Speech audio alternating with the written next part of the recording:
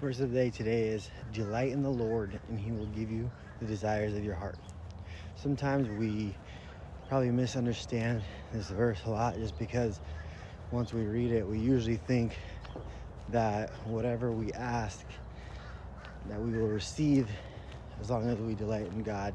And that is true to an extent. However, most of the time when we ask and desire things that we are asking for, those things more often than not tend to be things that might not necessarily be good for us. But what this verse usually states is that when we desire God, when we delight in God, he will shape and change our desires in order for us to desire what he wills.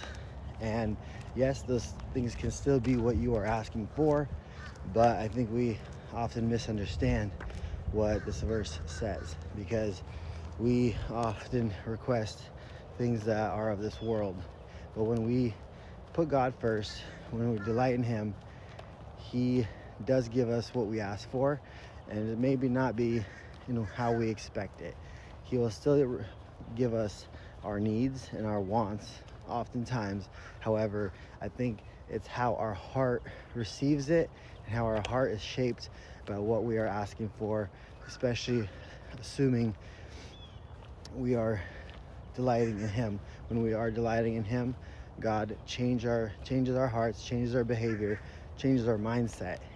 And those things that we often ask for, we actually end up not even wanting anymore, because the way God shapes our hearts and minds, we start desiring him, we start desiring his will, and then those things are what shape us to want to do what God actually called us to do, and then he gives us and blesses us through our lives. We oftentimes see those people who are good Christians and they're very successful, and oftentimes they say, I just serve God, I love God, and I do what God has told me to do, and everything else that I have around me just comes naturally. And so there's kind of something for us to have some food for thought, that we need to delight in him. We need to have this passion, have this love for God, for his word, to desire him, desire his will,